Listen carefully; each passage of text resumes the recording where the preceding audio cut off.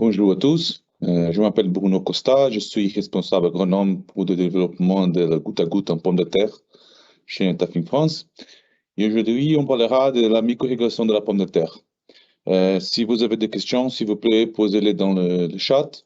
Alors, pourquoi irriguer la pomme de terre? La pomme de terre est une culture très exigeante en eau, avec un système racinaire faible et peu profond. C'est-à-dire qu'elle est très sensible au stress hydrique et c'est pour ça qu'il est vraiment réactive à l'arrosage. D'accord? Et pour ça, généralement, les objectifs d'arrosage sont optimiser le rendement, assurer la production et aussi augmenter la qualité des tailles, l'uniformité, les teneurs de matières sèches et la qualité du pot. Comment irriguer la pomme de terre? Donc, aujourd'hui, il y a plusieurs technologies qui sont capables d'arroser la pomme de terre, comme la rampe, le roller et les gouttes à gouttes. Mais chaque technologie a de différents avantages et inconvénients, et c'est ça que je vais présenter. Un roller, c'est le plus traditionnel. En fait, pour l'investissement initial, c'est le plus bas. Mais par contre, c'est le système qui a des besoins plus hauts pour la main-d'œuvre et c'est le système qui entraîne un plus grand gaspillage de l'eau et d'énergie. D'accord? Les pivots, la rampe sont plus efficaces par rapport à l'enrouleur, mais ils ont besoin d'un parcellaire suffisamment grand et régulier et sans topographie pour marcher bien. Par contre, les gouttes à gouttes, c'est l'arrosage plus efficace et efficient avec des économies des eaux et des engrais qui s'adaptent à toute topographie, tout type de sol et format de parcelle, qui a un besoin plus bas d'énergie parce que la pression pour le système c'est plus bas, c'est au milieu 4 à 6 bars, hein, on peut dire. Par contre, l'enrouleur, c'est de 6, 8, 10 bars de pression. Donc, les coûts énergétiques réduits dans les gouttes à gouttes, qui permet aussi la fertilisation.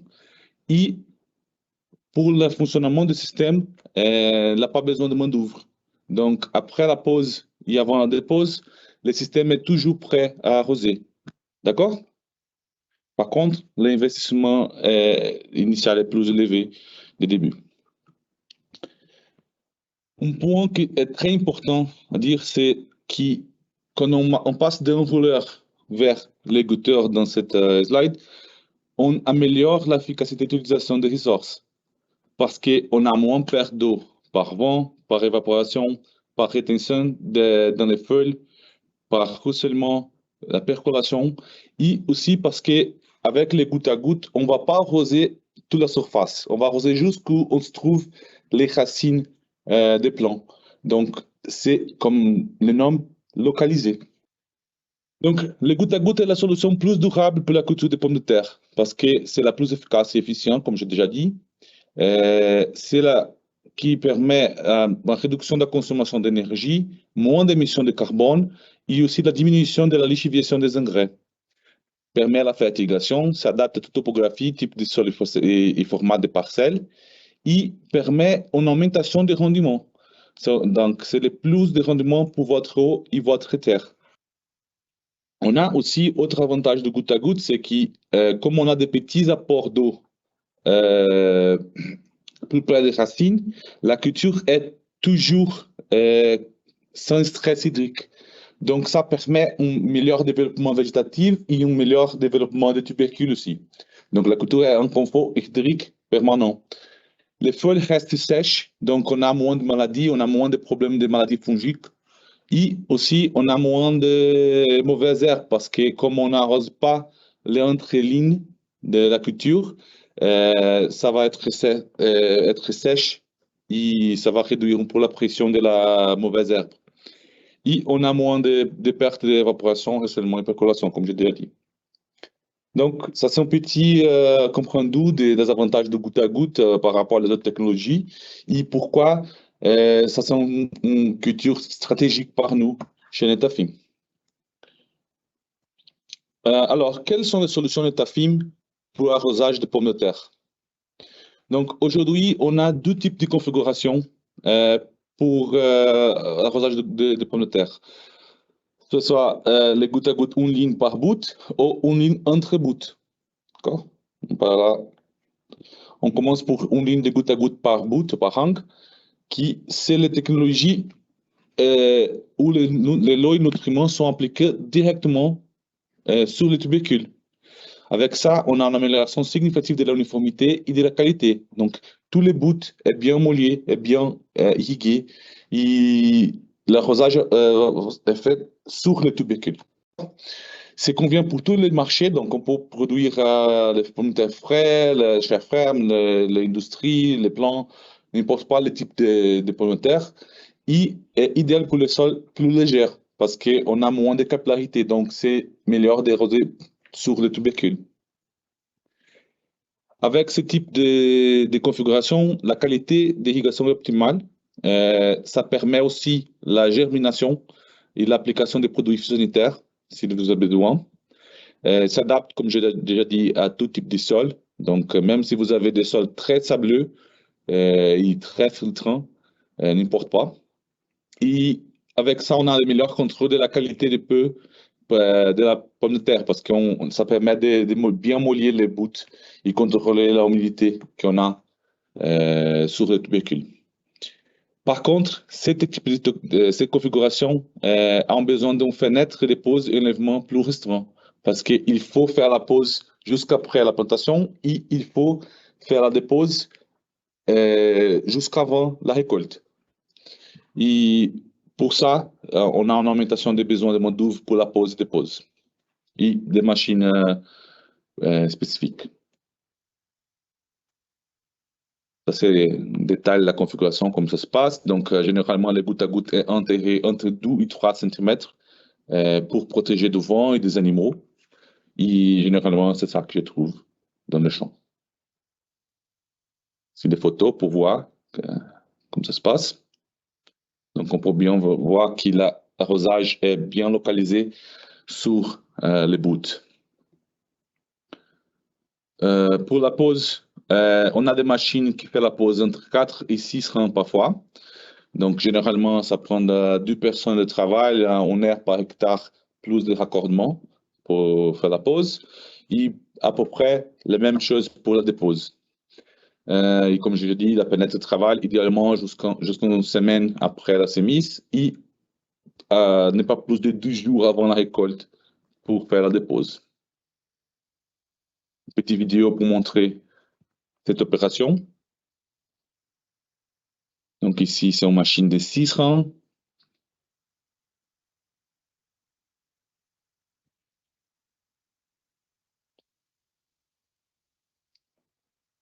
Dans ce type de configuration, on travaille avec les gouttes à gouttes. On gagne paroi fin. Donc, c'est pas. On peut regarder ici que c'est comme un goutte à goutte paroi fin, un tape.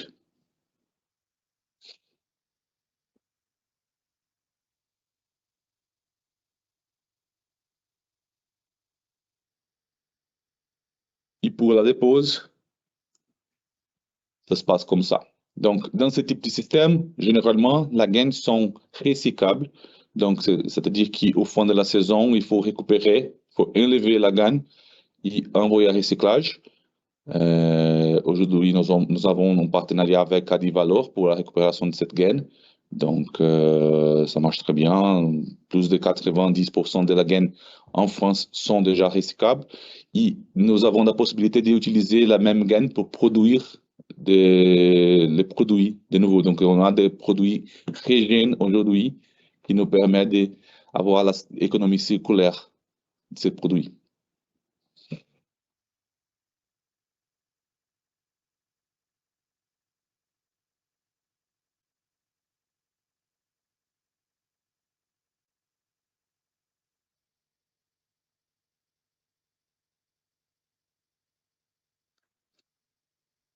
Ouais.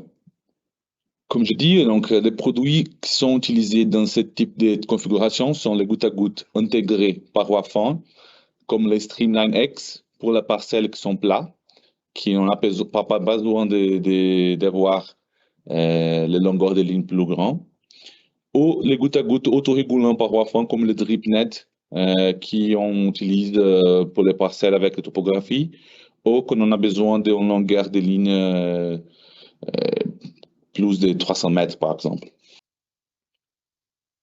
Pour la haute configuration, pour la configuration une ligne de goutte à goutte par deux buts, c'est la configuration entre buts, en fait. Les nutriments sont appliqués entre deux rangées de culture, d'accord? Et irrigation de goutte à goutte en surface, donc le goutte à goutte n'est pas enterré. Et la ligne de goutte à goutte, dans ce cas, sont moutes saisonnières. Donc, on travaille avec les gouttes à goutte pérennes, parois épaisses, qui nous permettent de réutiliser les mêmes produits plusieurs ans. D'accord?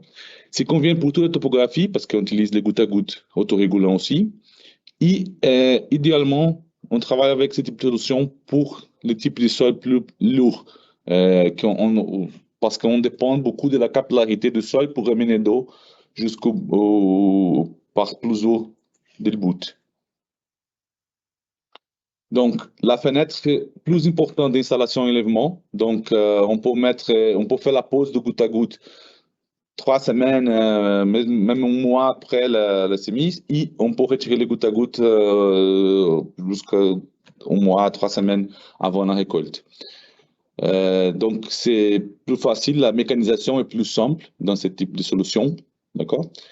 Par contre, on a une plus grande dépendance de la pluie, surtout au début du cycle. Donc, si on ne peut pas mettre les gouttes à gouttes jusqu'après les semis, on dépend d'avoir de bonnes humidités du sol pour la germination.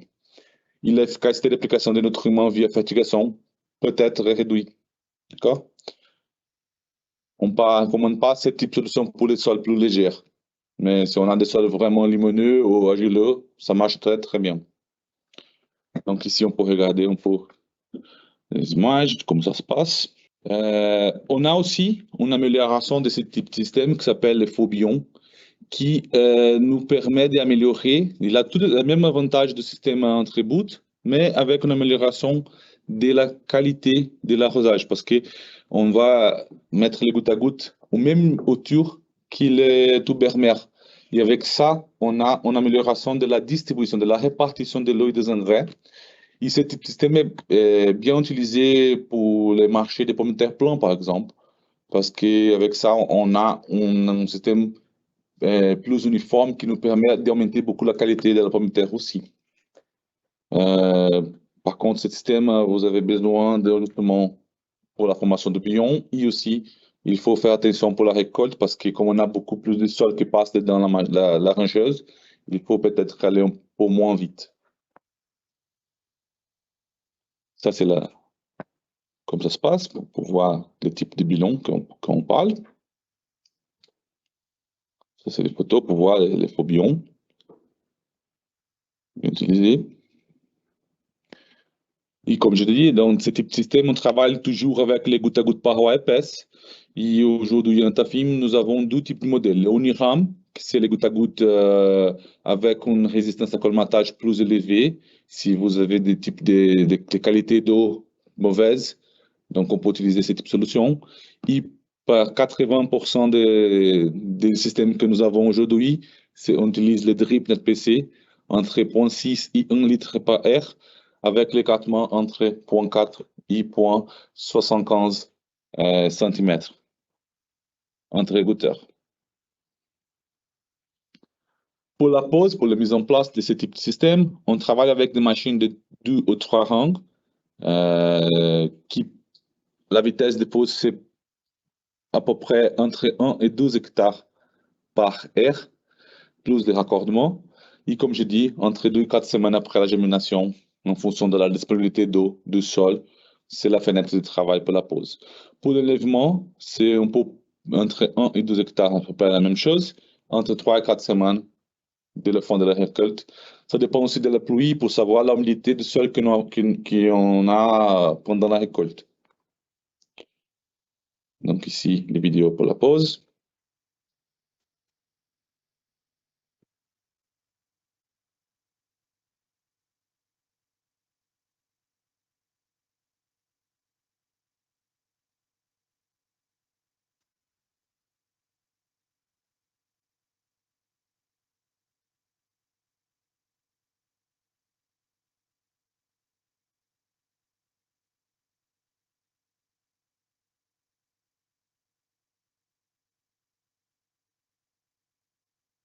Dans ce cas, c'est une machine de 3 rangs, donc on fait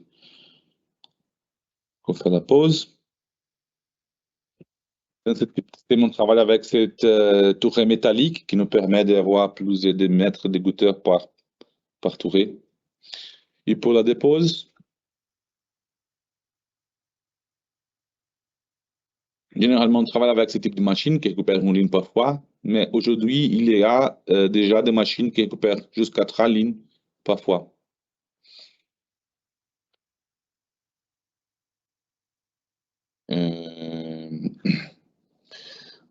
Dans notre solution Netafim, nous utilisons aussi le FlexNet, qui est un système révolutionnaire pour le transport et distribution de l'eau.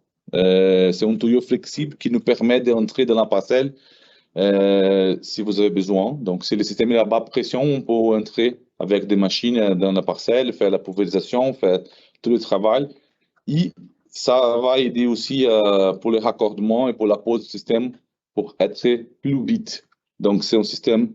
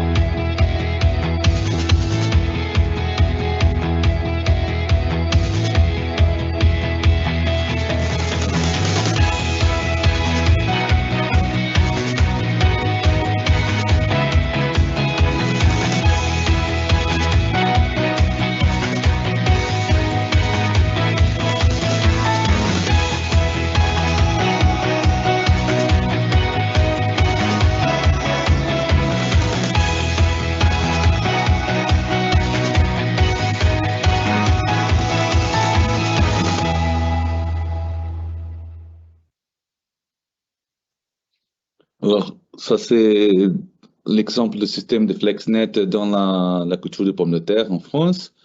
Donc, ça aide beaucoup pour la vitesse de la pose et pour permettre d'accéder à la parcelle à quelques moments. Donc, c'est simple pour la pose, c'est simple pour quelques types de systèmes. Il s'adapte à les parois fins ou à les parois épaisses.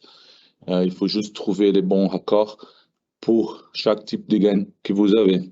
Donc, ce système, c'est vraiment révolutionnaire et exclusif Netafim. Et ça aide beaucoup. Nous avons aussi chez nous des différents produits comme le filtre, vanne, compteur, station météo, pompe doseuse et tous les accessoires qui sont nécessaires pour faire que ça se passe bien avec le système de goutte à goutte. N'importe pas la qualité d'eau, n'importe pas le type de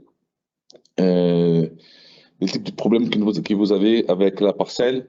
Nous avons la capacité d'arroser quelques parcelles, quelques types de formats de parcelles et topographie avec ce type de produits.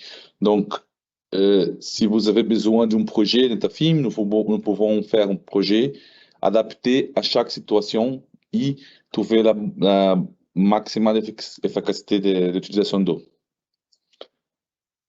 Pour ça, donc, c'est un petit comprendu de la solution Metafim. Si vous avez des questions, posez-les s'il vous plaît dans le chat. Dans un moment, je voudrais présenter aussi un petit étude de cas pour expliquer, pour montrer comment est-ce qu'on travaille pour la irrigation, pour la micro-irrigation de la pomme de terre. Donc, c'est un étude de cas qu'on a fait en partenariat avec McCain et Yara. On a fait ça en Vitry et en Artois. Et ça a été un comparatif de l'irrigation à l'enrouleur contre les gouttes à gouttes avec la fertigation. La variété, dans ce cas, c'était Lady Anna. Et on a utilisé les gouttes à gouttes parois épaisse DripNet PC avec un débit de 0,6 litres par air et un écartement entre 0,4 mètres entre écouteurs. Dans ce type, la configuration, c'était une ligne entre deux buts. Donc, ici, des photos de système, quelques photos de système.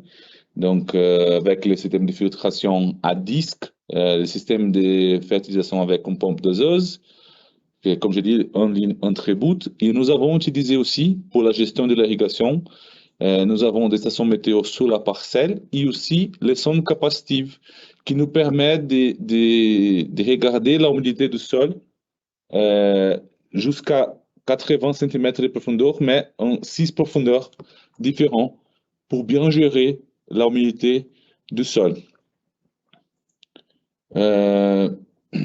Donc, qu'est-ce qu'on a vu dans cette saison? C'était une saison vraiment sèche et compliquée pour partout.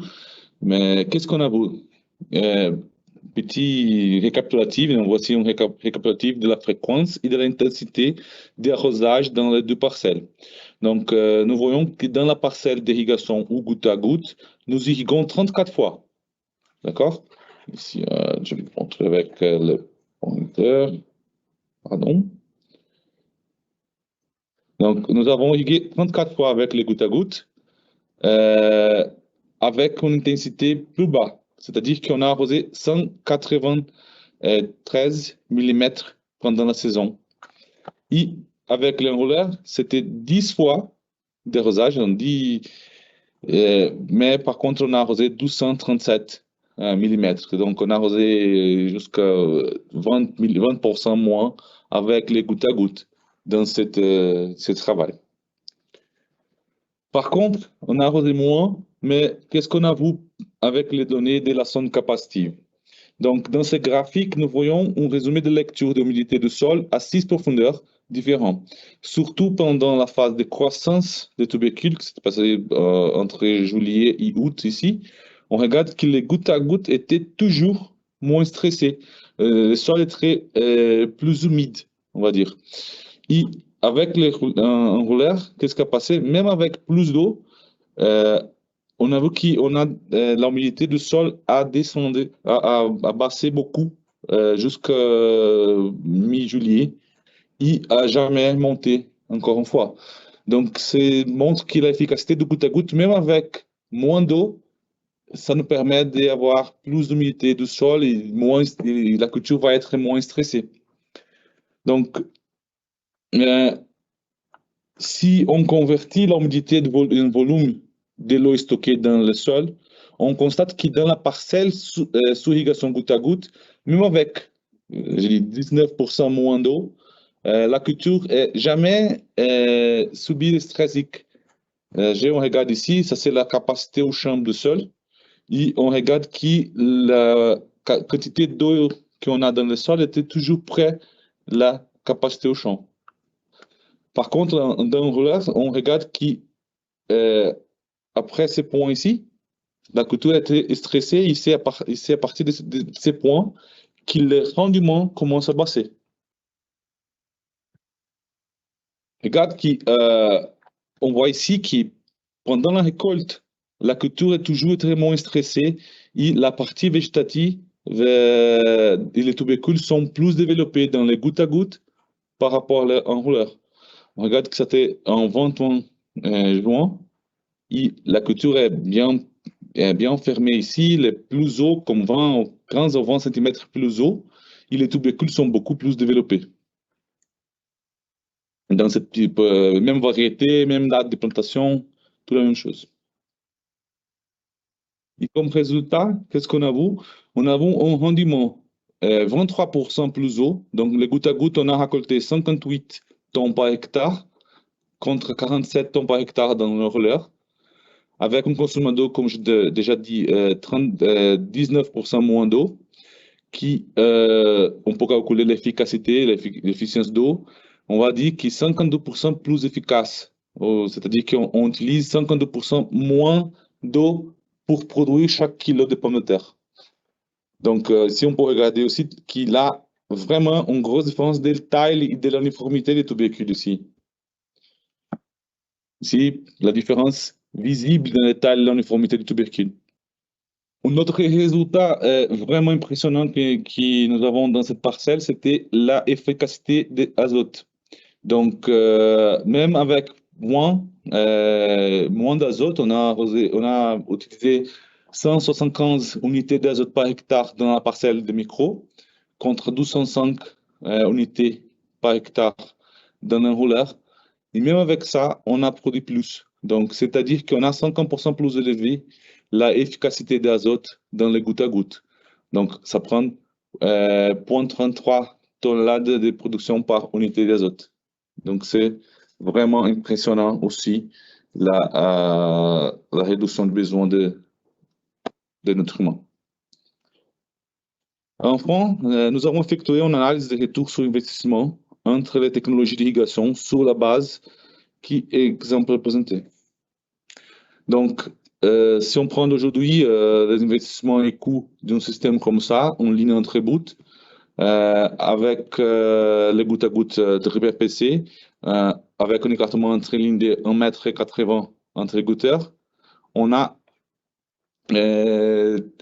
entre 3 500 à 4 000 euros par hectare d'investissement initial, et avec un coût opérationnel entre 150 et 250 euros par hectare, y compris tous les composants des systèmes de filtration, automatisation, la fertigation et les lignes de goutteurs. Il comprend aussi 2 personnes qui travaillent avec des tracteurs et une machine standard à 2 durées. La pause de pause, on a calculé avec 4 heures de préparation et transport de la machine, 1 heure par hectare de temps de pause et 0,7 hectares heure pour le raccordement et la vérification du système pour vérifier s'il y a des fuites, s'il y a des problèmes, les pièces qu'il faut changer, quelque chose comme ça. Donc, dans ce type de solutions, nous pouvons voir que même sans tenir compte des économies d'électricité, de l'eau et des engrais, et même avec un investissement initial plus élevé par rapport à l'enrouleur, le système de goutte à goutte s'est amorti en moins de 3 ans. Donc, on peut regarder ici que les gouttes à goutte par rapport au système sans irrigation, le système traditionnel sans irrigation, le retour d'investissement va passer en moins de 0,8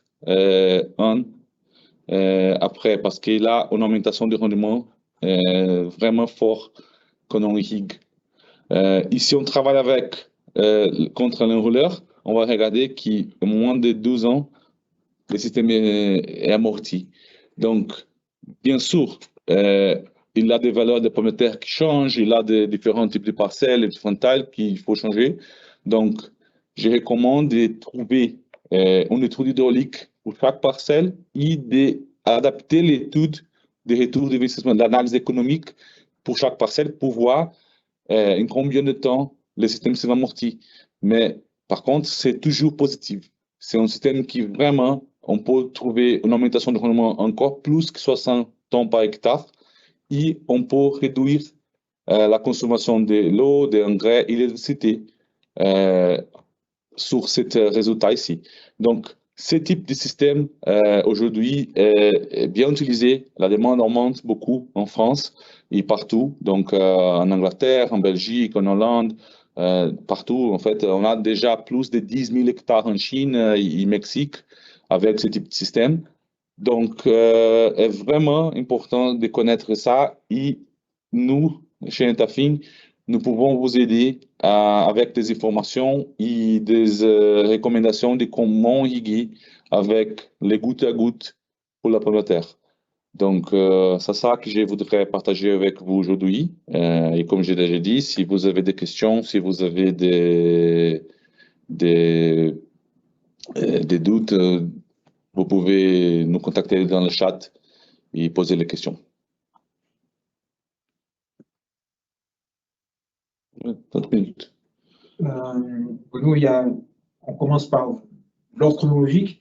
Pose la question, pour quelle raison l'enlèvement des gaines doit se faire maximum 2 jours avant la récolte?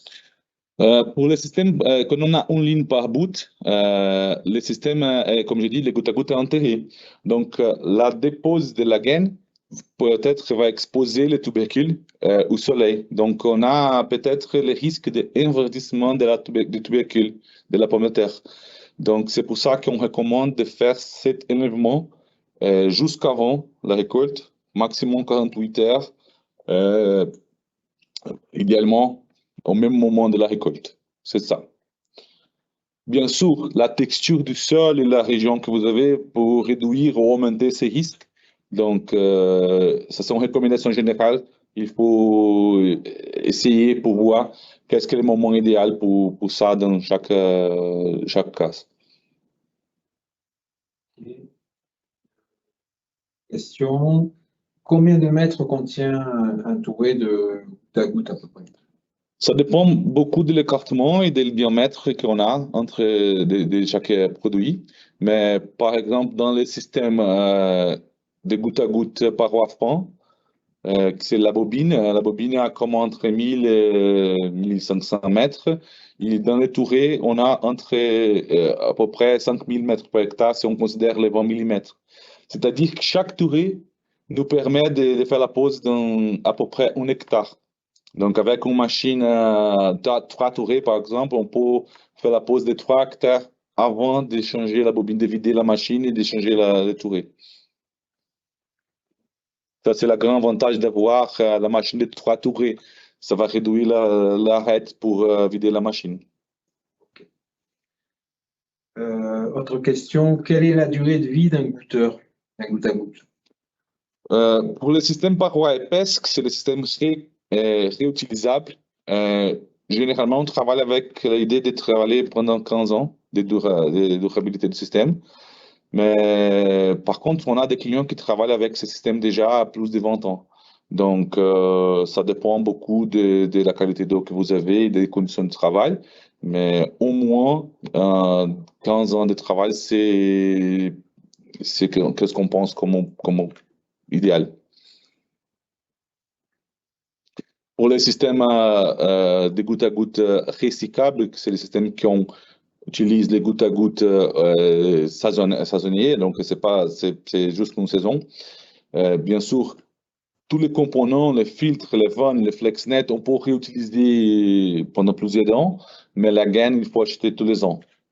Donc, c'est un système que la gaine, il faut acheter tous les ans et changer de bout de cycle. Question, est-ce que je peux faire toute ma fertilisation via le système d'irrigation? Oui, par contre, idéalement, c'est important de trouver une balance entre la fertilisation de base et la fertilisation par fertilisation. Le système permet de faire ça, donc avec la fertilisation, on peut donner les nutriments à culture selon la curve de demande, mais c'est recommandable de commencer avec une adobation de base et après faire une complémentation avec des systèmes de fertilisation avec de l'azote ou du phosphore pour complémenter, pour maximiser, optimiser les rendements. Donc, généralement, on travaille entre 50% et 30% de la fertilisation azotée par goutte à goutte aujourd'hui. Mais ça, on adapte selon la qualité de l'eau, le type de sol que vous avez, le type de système. Autre question. Quelles sont les composantes principales de la station de tête pour cette parcelle de 30 hectares? Je suppose qu'on parle de... Qu'est-ce qui compose la station de tête? La filtration. Donc, généralement, le système de goutte à goutte, compris un système de filtration, c'est peut-être un système de filtration à sable, à disque ou à tamis. Ça dépend de la qualité d'eau que vous avez. Des vannes de régulation de pression pour être sûr qu'on a de bonnes pressions dans le début de la parcelle. Généralement, on a des vannes à air et la vanne à push, un dispositif de sécurité pour aider à bon fonctionnement du système. Et le système de fertilisation. Donc, ça peut être en pompe d'azote, en injecteur fertikit, ça dépend si vous avez des cités à côté de la parcelle ou pas. Et c'est ça, il y a les accessoires, les PVC, les gaines, les FlexNet, les raccords. Mais généralement, c'est basiquement ça. Alors, concernant l'énergie, est-ce qu'on a une idée des économies possibles par rapport à l'enrouleur? Bien sûr. Le premier point, c'est qu'on va arroser moins d'eau. Donc, la consommation d'eau du système est plus bas. Mais le plus important pour l'énergie, c'est la pression. Donc, généralement, un système d'enrouleur rampe travaille en pression entre 8 et 10 bars de pression. Les gouttes à gouttes ont besoin de beaucoup moins de pression comme ça, donc entre 2 et 6 bars de pression. Ça dépend de la distance de la parcelle à source d'eau et ça dépend de la topographie aussi. Mais on va dire qu'on peut réduire la taille de la pompe, ça sera plus petit. Et si vous avez des inverseurs de vitesse, les contrôleurs de vitesse dans la pompe, ça peut réduire beaucoup la consommation d'énergie. On a des résultats que j'ai déjà vu de INRAE qui la réduction est plus de 3 fois moins. Donc, ça dépend. Si vous avez la pompe à gazole, par exemple, ça va réduire encore plus le coût d'arrosage. On nous demande si la gaine qui contient des produits recyclés, est-ce que c'est bien? Est-ce que c'est aussi résistant qu'une gaine avec de la matière vierge? Oui, la qualité est la même. Le contrôle de qualité que nous avons dans notre usine, c'est pareil. Donc, il n'y a pas de différence pour l'aspect technique. La résistance à pression, la résistance à colmatage, c'est tout pareil. Et nous utilisons ces gaines depuis longtemps. Donc, vraiment, c'est les mêmes standards de qualité Netafim. Autre question. Alors, oui. Qui collecte la gaine après l'utilisation pour le recyclage? Alors, comme je l'ai déjà dit, nous avons des partenariats avec Adivalor. Il faut coordonner ce travail avec Adivalor pour chercher la gaine dans la ferme. Mais après l'enlèvement, il faut juste mettre la gaine dans un lieu qui permet les camions d'arriver pour chercher la gaine, mais c'est simple. Et avec bonne coordination, c'est possible de couper la gaine vraiment vite. Alors, question. Est-ce qu'on peut utiliser ce système pour d'autres cultures, le goutte à goutte sur tourée? Par exemple, en rotation, changement de culture, on pense aux oignons, peut-être aux carottes. Le système avec les tourées, aujourd'hui, je crois qu'on utilise beaucoup pour la pomme de terre. Et ça change tous les ans, on utilise le même système pour la pomme de terre. Mais la même gaine, on peut utiliser pour arroser les autres cultures. Oui, ça dépend de vérifier la compatibilité du système et qu'est-ce que l'objectif de la culture. Pour le système paroi fin, par contre, on utilise le même système pour la goutte à goutte en oignon, les autres cultures déjà longtemps. Donc, c'est vraiment simple. Il faut toujours avoir des études hydrauliques, faire un projet pour bien comprendre si on a la capacité de fournir l'eau selon les besoins de la culture et selon une stratégie agronomique pour optimiser les résultats. C'est un peu la même question. L'enrouleur, on peut l'utiliser pour d'autres. On l'utilise pour d'autres cultures sur la même parcelle, mais le goutte à goutte est-il vraiment spécifique pour la pomme de terre? Ou est-ce que ce goutte à goutte, on peut le mettre Oui, dans l'arbre, ouais. Tout ce qui est plutôt oignons, carottes, ce genre d'applications qui sont réalisables. Oui, c'est possible. Il faut juste comprendre qu'est-ce qu'on a besoin de produits pour adapter les parcelles à différentes parcelles. Ouais. Alors, avez-vous une préconisation pour les eaux dures et le détartrage? Bien sûr, nous avons chez Netafim, nous avons des gens qui sont spécialistes en qualité d'eau et traitement d'eau. Donc, l'idéal, c'est d'avoir une analyse d'eau pour bien comprendre qu'est-ce que sont les problèmes qui ont peut-être dans cette qualité d'eau. Mais on a des traitements d'eau avec acide, avec peroxyde, avec les différents produits pour mieux protéger les systèmes et pour nettoyer les systèmes et pour faire la maintenance. Donc, nous avons des guides, des recommandations en général pour ça. Mais si vous avez l'intérêt, nous pouvons prendre l'analyse d'eau et faire une recommandation plus précise dans chaque situation. Y a-t-il moins de traitements phytosanitaires qu'avec l'enrouleur? On a des résultats dans certains clients qui ont une réduction de au moins 10% des produits sanitaires, surtout pour moins de pression de la maladie fongique dans les gouttes à gouttes, parce que les feuilles restent sèches pendant la saison. Donc, on a moins de problèmes de maladies fongiques dans les feuilles, comme ça. Donc, oui, on a des clients qui travaillent avec les gouttes à gouttes pour les solutions pour les contrats éco-environnementaux avec des entreprises comme Carrefour, par exemple, qui ne permet pas d'utiliser les fongicides. Donc, avec les gouttes à gouttes, c'est possible de produire avec ça. Avec l'enrôleur, c'est plus compliqué parce qu'on a des facteurs comme ça. Donc oui, on n'a pas mesuré bien cet avantage, mais c'est sûr que les gouttes à gouttes permettent de réduire les produits sanitaires dans la parcelle. Il y a une question un peu plus technique, peut-être que là, ça va être difficile de répondre, mais si je comprends bien la question, quelles sont les dimensions longueur par largeur dans le cas de la pomme de terre avec le DripNet PC? Je pense qu'on parle de longueur maximum suivant le dénivelé du terrain. Oui, ça dépend du débit, ça dépend de l'écartement intercuteur, ça dépend du diamètre et du tuyau qu'on travaille. Généralement, aujourd'hui, on a des parcelles avec 400 mètres de lignes sans problème, mais il faut vérifier toujours avec la topographie de la parcelle. Donc, je recommande, si vous avez des questions comme ça, de trouver la parcelle qui a l'intérêt de faire un projet et nous envoyer les informations pour une étude hydraulique qui nous permet de vraiment voir quelle est la longueur maximum. La question pour les gouttes à gouttes comme le DripNet, c'est qu'un goutte à goutte autorégulant. Qu'est-ce que c'est-à-dire un goutte à goutte autorégulant? C'est que tous les goutteurs sont capables de mener la même quantité d'eau, n'importe pas quelle pression on a dans la gaine. Donc, bien sûr, il a des maximums et minimums de pression de travail, mais entre ces ranges de pression, les gouttes à gouttes travaillent toujours avec le même débit. Et ça permet d'avoir l'uniformité plus haut dans la répartition d'eau et des engrais dans la parcelle.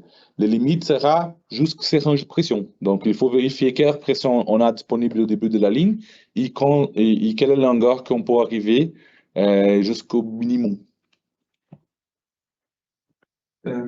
Autre question, la pression de service de la gaine sur la gaine. Alors, je pense qu'on parle de la gaine recyclable, Streamline. C'est le goutte à goutte. On peut donner les deux pressions entre une gaine recyclable et un type Uniram DripNet autorégulant. Alors, une gaine recyclable et turbulent comme le Streamline, le plus important, ce n'est pas la range de pression de travail, c'est l'uniformité de répartition. Donc, il faut regarder quelle est la différence de débit qu'on a entre le début et le fond de la ligne. Parce que le goutte à goutte n'est pas autorégulant dans ce cas. Et c'est pour ça qu'il faut vérifier bien si on a de bonnes uniformités dans la parcelle. Par contre, la pression maximum qu'un Streamline permet de travailler est entre quelque chose à peu près 1 bar de pression. Ça dépend de l'épaisseur de paroi et de diamètre de la gaine. Mais entre 0,8 et 1,2 bar de pression. Les gouttes à gouttes paroi épaisse, la gaine est capable de gérer comme quelque chose proche de 4 bars de pression dans l'Uniram, par exemple, entre 0,5 et 4 bars de pression. Il est de DripNet un peu moins, on va dire entre 0,6 et 0,3, 0,6, 0,4 et 0,6 jusqu'à 2,5 bars, 3 bars de pression, ça dépend du débit. Donc, il faut vérifier dans la fiche technique du produit, d'accord? Donc, c'est ça qui nous pouvons aussi vous aider avec les bons choix de produits et qui s'adaptent mieux à chaque parcelle. Par contre, c'est, comme je dis, pour les gouttes à gouttes autorégulants, c'est plus simple parce que les gouttes à gouttes, c'est juste quelque chose de trouver la pression maximum et minimum. Pour le autorégulant, pour tout boulant, il faut vérifier la variation de débit dans la parcelle. Je demande quel est le nom de la gaine Netafim, le nom commercial, la Streamline. Oui, on a des Streamline, c'est la gaine recyclable, c'est le Streamline. Pour la gaine, pour le système en ligne par bout, on utilise aussi le drip NetPC qui nous permet d'être produit entre un paroi fin jusqu'au paroi épaisse aussi. Et aussi le Uniram, qui c'est le goutte à goutte paroi épaisse plus durable. Autre question, qui faut-il contacter pour voir si mon projet d'irrigation est possible? Vous pouvez contacter Netafim. Nous avons le formulaire de contact dans notre site web et avec ça, on va vérifier quelles sont les informations qu'on a besoin pour faire le projet. Si vous avez besoin, je peux prendre une visite aussi pour vous aider avec les informations, pour trouver les informations nécessaires pour le projet.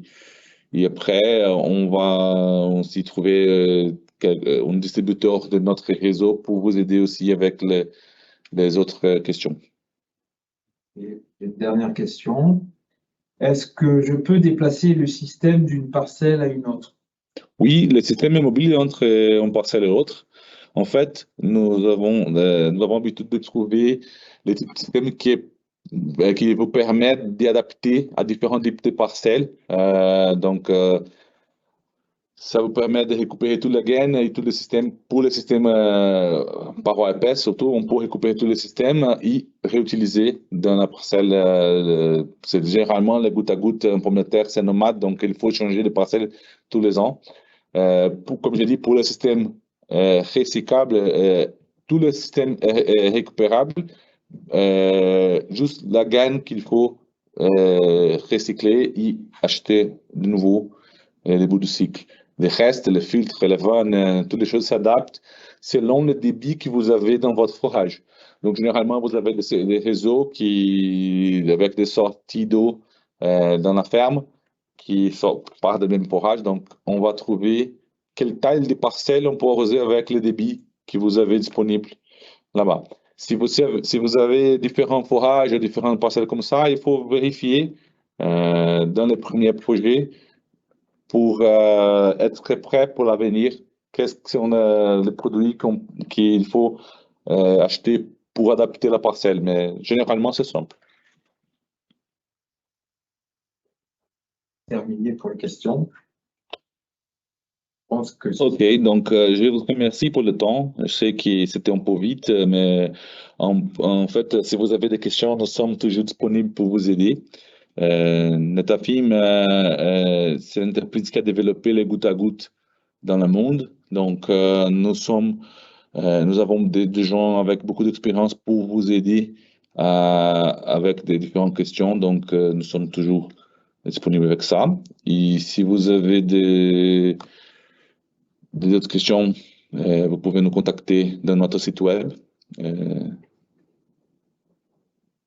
Et je vous souhaite un joyeux Noël et une bonne année, bonne fête.